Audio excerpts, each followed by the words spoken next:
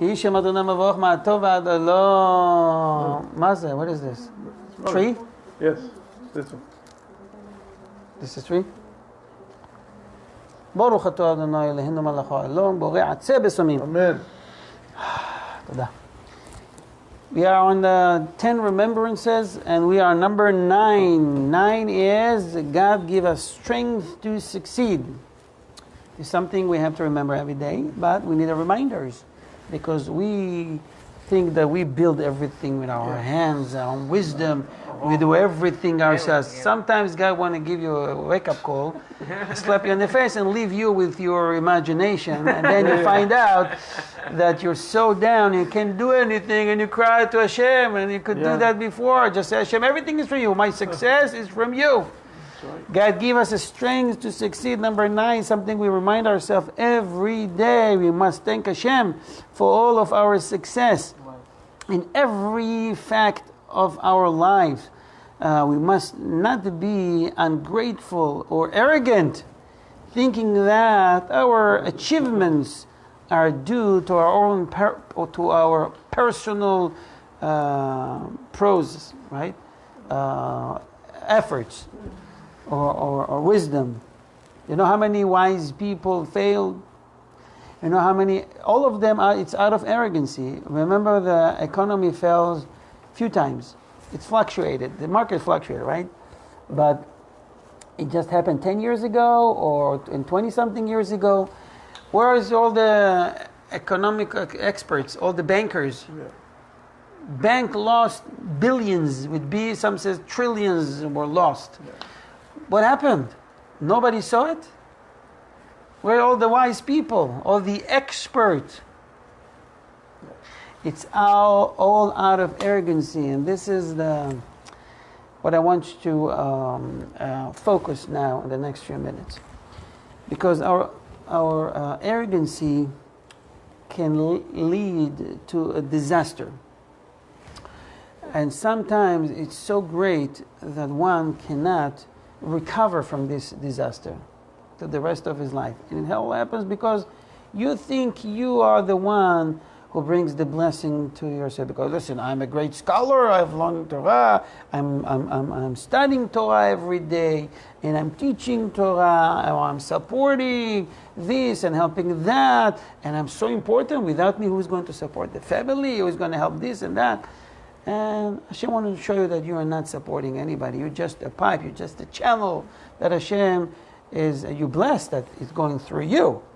But Hashem can take it in one bit, in a second.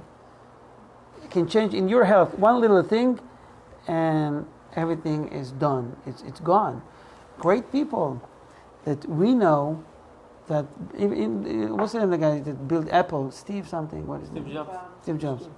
I think he had some money, right? He had some good money, right? A little bit. He's a good man. I believe he's a very good man.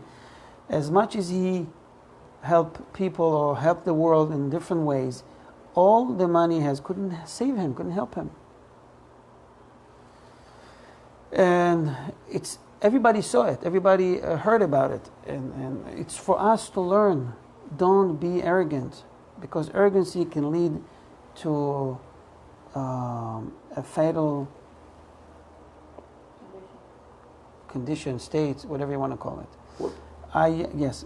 What is the word for independent? In Hebrew? Yeah. או עצמאי או בלתי תלוי. So I learned this week that human beings are not independent. The only one that's independent is Hashem. Exactly. We think yeah, this is what we think.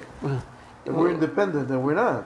You know how many people woke up today in the morning, they thought they're going to make it for supper, and they didn't.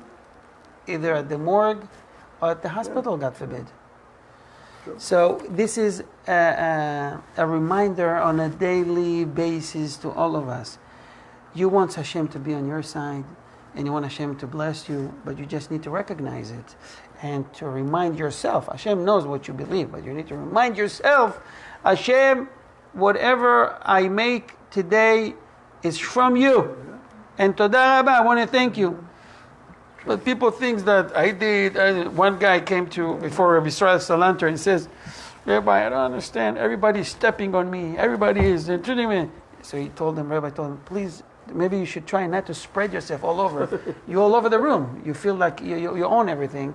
As he told him, put yourself in a small spot, stay there, be humble. The more humble you are, less people will step on you.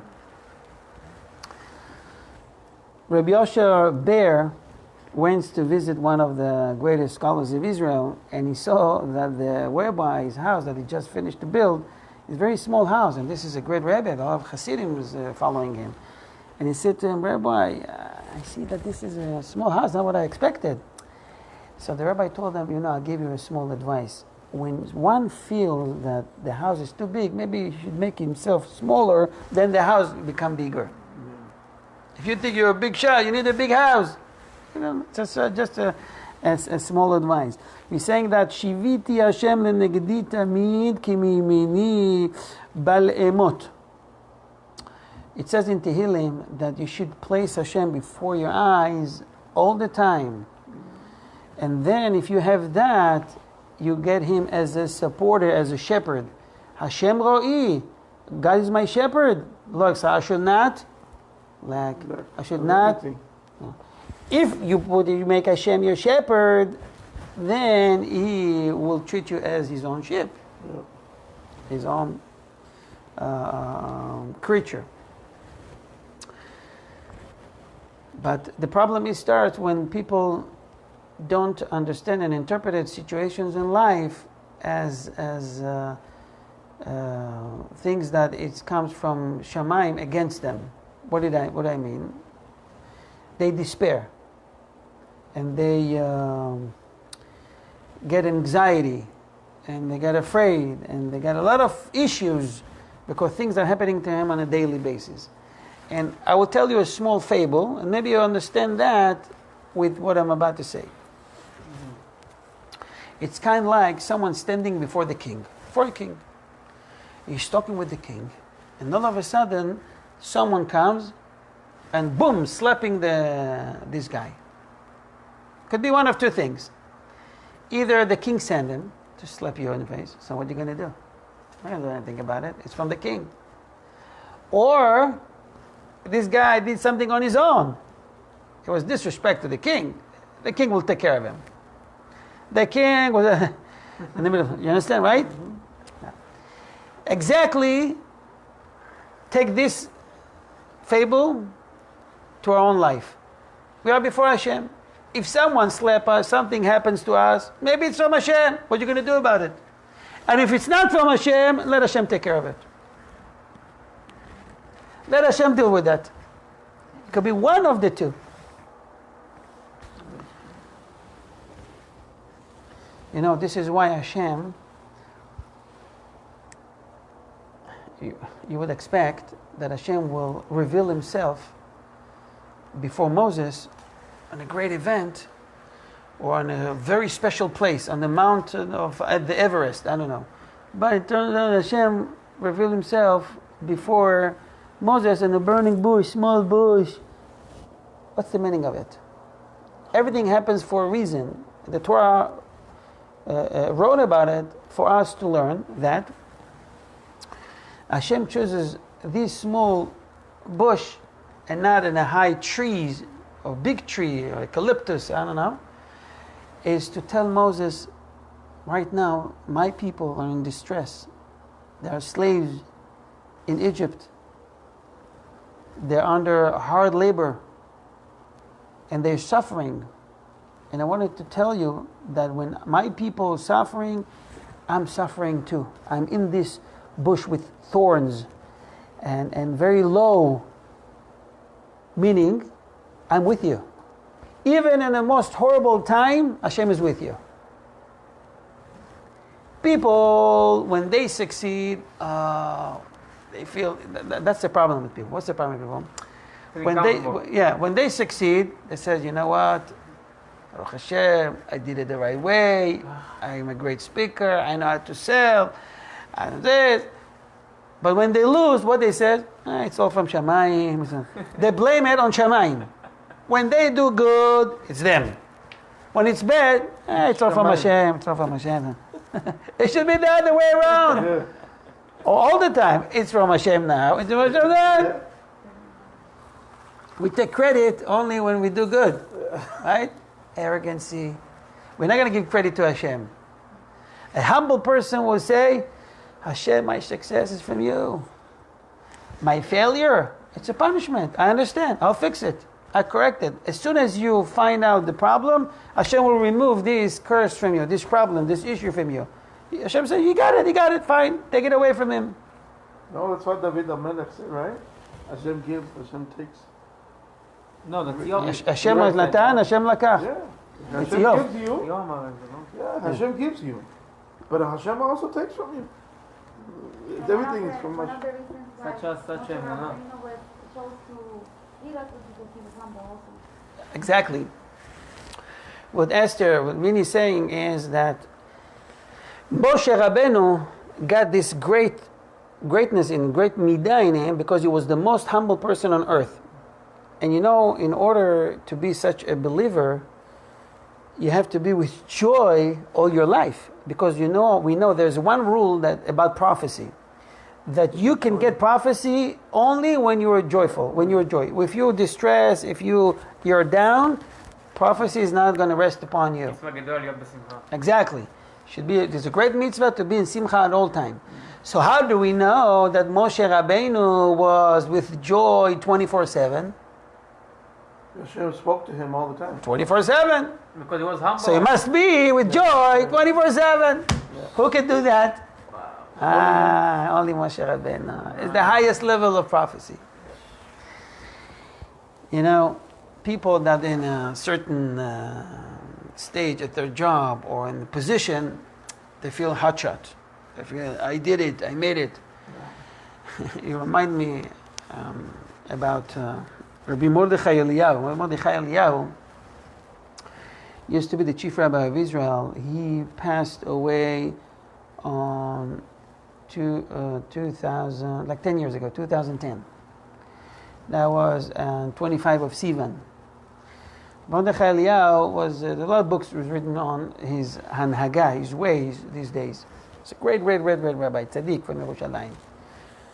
And this rabbi was so much patience, unbelievable.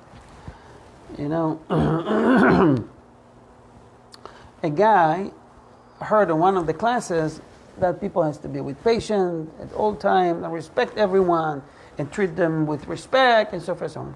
So he said to himself, really? Let's check if the rabbis really have patience. So he decided that he's going to call them in the middle of the night and ask questions. So I picked up 2 o'clock in the morning. I'm going to call the rabbi. He got a list from the Rabbanut of the list of the rabbis. Never rabbi. I'm going to call them in the morning. What he wants to ask them? What bracha you do over an apple? Rabbi, I have an apple. What's the bracha on apple? So you can imagine he called the first rabbi and says, yes, what is this? Oh, Rabbi, I have a question for you. Is it urgent? Of course it's urgent. What is it? What bracha you make over an apple? It's 2 o'clock in the morning.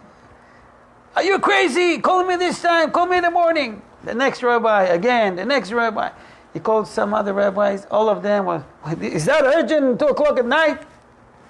Go to sleep. Then he called Rabbi Mordechai Eliyahu. Yeah. His son, by the way, is the chief rabbi of the city of Sefat today. Rabbi Shmuel Eliyahu. And he called him and he said, Rabbi, yes, what is this? I have a question for you. Is the question urgent? Is the question? Yes, it's urgent. So hold on, let me wash my hands. So he woke up, he washed his hand. He said to him, what's your question? So I said, Rabbi, what bracha I should do over an apple? Oh, you ask a very good question. It depends if this is a whole apple, is a mushed apple, is a candy, is this, and then he discussed with him all these options and gave him all the berachot for all these options. And the guy is amazed. Amazed. Okay, Rabbi. That's enough. Okay, thank you. Bye. So, no, hold on. What's next? And Rabbi Mordechai told him, and I want you to know, Every time you have question, you can call me at any time of the day. Wow. And night. Hang up. One of the most famous stories about Mordechai Eliyahu's patient. It was unbelievable. You can see the humbleness from such a person. I don't know what I would do if someone called me with this question at 2 o'clock at night. Oh my God. Oh my God. I would ask for. He said, Don't answer. where do you live? Where do you live? That's a block in the person. Give me your address. I want to give it to you face to face. The answer. 2 o'clock at night. Only tzaddikim can. There's a Gemara. There's a Gemara in Gittin, page 55, very famous, about Kamsa and Bar Kamsa. We must follow the story why our second temple was destroyed. So it was a story about, maybe we'll discuss it while we'll analyze the story about a guy that, the servant of Kamsa, of a guy called the wrong guy to the party. And what happened was, he asked him to leave, he will pay for his portion, or the whole table, or the whole party. He didn't want him, he just get out of my house, and he was so embarrassed. And what comes after, he went to the Caesar and told something against the Jews, his own brothers, to the Caesar, and the destructions came because of that story. Why? What happened? A guy was so arrogant, could not accept the apology. So your enemy is in your house already. Yeah. Let him be.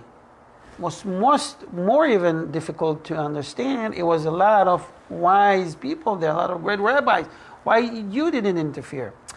Because maybe they didn't want to contradict the owner that was one of the richest people in Yerushalayim.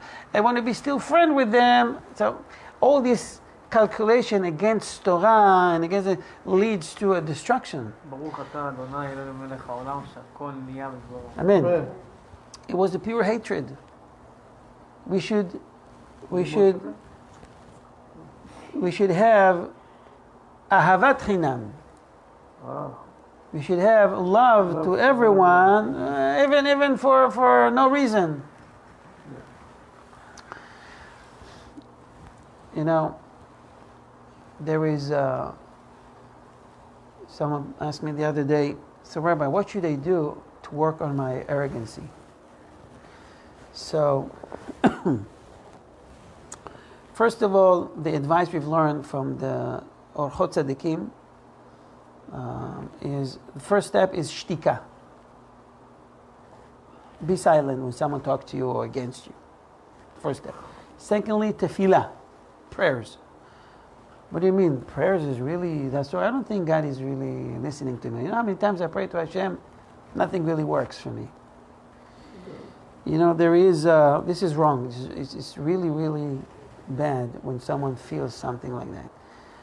The tractate of Yoma, page 69, B, tells the story about the rabbis that they gathered and they said they want to nullify and cancel the evil inclination of avodah zarah, idol worshipping, because it was so strong. People will follow the avodah zarah so much. They will go to the shul in the morning, in the middle of the day they go to the church. They go to a place where they're all worshipping idols and witchcraft and black magic, because they want quick solutions, kind of like they have zero power. Right. But this is what they believe. And Hashem is testing the people. There is another Talmud saying that the sickness from someone is already scheduled to be removed on Wednesday at 2 o'clock p.m. And happens to be that this guy go to the church at 12 o'clock and he talks with this black magic stuff. And when he goes home, he feels better. But it's already scheduled from Shamayim. It's only to test you if you believe in this black magic, witchcraft. So they were able to, after 3 days of fasting, day and night, they were able to stop the power of this evil inclination. The Talmud says that it was at the time of the prophet Zechariah. And they saw, not the second temple, the first temple. Yes, the second temple, first temple. They saw kind of like an image of a lion made out of fire, coming out of the most holy place in the temple. And he was coming toward them. They were able to grab it. And then while they will do that, the Talmud says, one thin hair of this lion fell off. And he started to scream, to roar. Wow! So the scholar says, and the prophet is there, Zechariah is there. He says, what are you going to do? If he's crying out, now God will hear him and will help him out. So Zechariah told them, this is the evil. Put him in a box out of lead and close it, because then there won't be the sound won't be able to get up. That's what the more or less is. Why I brought it up? We can learn from here something unbelievable. If Hashem will hear even such an evil inclination, definitely Hashem will hear and listen to a Jew that prays for him. So you have to have tricks and put it in a lead box and all that, meaning that Hashem is listening to everyone when they cried out to him. If Hashem will listen to the cries of the evil inclination that cause destruction, exile, killing innocents, killing scholars, and all the galut that they had, Hashem will definitely listen to the cry out of a Jew, that's his own son. Should never despair, ever, to cry to Hashem for all our needs.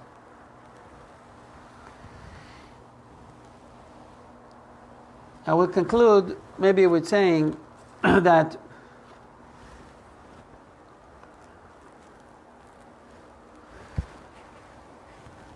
arrogancy can lead to anger. We've learned that already, that anger is a branch of arrogancy. And if you think you have no arrogancy in you, you're so humble, check if you are getting upset. If you get mad, you should know this is a sign you're arrogant. And learn how to be humble and remind yourself every day that it all comes from Hashem. Remind me a story about a guy, a chassid a disciple came before his Rebbe. He says, Rabbi, it's a true story. I have such a short fuse. I'm telling you, people cannot be around me. The better won't be around me. I get upset from every little thing. And I came for the rabbi for advice. Rabbi, my family suffers. My people that works for me suffer. Rabbi, give me something. So the rabbi told him, okay, just go ahead and wait in the waiting room. So he's waiting in the waiting room. Another disciple came to the rabbi. Another guy to the disciple. That's another story. Another guy came to the rabbi. And he said to him, Rabbi, I need this. After finishing, the rabbi says out loud, you see Jacob that sits in the waiting room? Go and step on his toe. Now the rabbi said out loud, and the guy could hear. Yeah. So he went to him and boom. Prepared. Yeah, he was stepping on his toe. Oh, I'm sorry, I did that. Oh, no problem, it's okay, it happens, okay. Then another guy came and he said, you see that? The other outside, take your coffee and spill a little bit on him. So this guy walks by Yaakov that sits in the waiting room, the short fuse guy, and accidentally spill a little bit coffee on him, making his shirt dirty completely. Oh, I'm so sorry. No worries. It happens. No big deal. Nothing. So the rabbi is sending 4 or 5 guys saying it out loud. The guy can hear. And everything is good. Then he called Yaakov and said, Yaakov, come on in. Let me tell you, I should give you the Nobel Prize. I see that you could overcome all the tests. You told me about anger. You have 0 anger in you. I said, Rabbi, come on. You and I know that's not a test. I overheard you. I heard you telling all these people, step on my toe with the coffee, talking this, that, the way to me. Rabbi, I know that. I was prepared. So the rabbi told him, from now on, every test that comes before every time, it's a test from Shemayim. Right. Be prepared. Wow. Everything is a test from Shamayim. Test That was from the Allah. greatest lesson that this guy could get, and all of us. Whatever happened to us, it's a test. Hashem sending these tests to you. He wants it to pass. Because all comes He wants us, so Hashem can give you. Can give you what you're asking for so many years, for such a long time. But Hashem is like begging, please pass this test. Don't be angry, don't curse, don't do this, don't lie, don't cheat. All these kind of things. Guys, I will conclude with saying that God give us the strength to succeed. And if we realize that and really take these words and believe in it, that all my success is from Hashem, we'll be thankful to Him on a daily basis, every hour of the day. Even when we're driving to work, coming back from work, Hashem, Todah, Todah, Todah. And Hashem will give you more and more and more. Because I call everything is from Shamayim. And God forbid that the test comes, we'll face it. Well, Bezrat Hashem, we know that it's also from Hashem. There's no reason to be upset. On behalf of Ohav Israel Foundation, I want to thank each and every one of you. Please go to our website, Ohav Israel Foundation, and make your donation and help us spread more Torah and help families in need. I want to thank the Medina's families for hosting the shiur. May Hashem give you good signs and good things, and you'll be able to pass all the tests easily, understanding that it all comes from Shamayim, and it's all for the best. Shalom, shalom, and Chodesh Tov.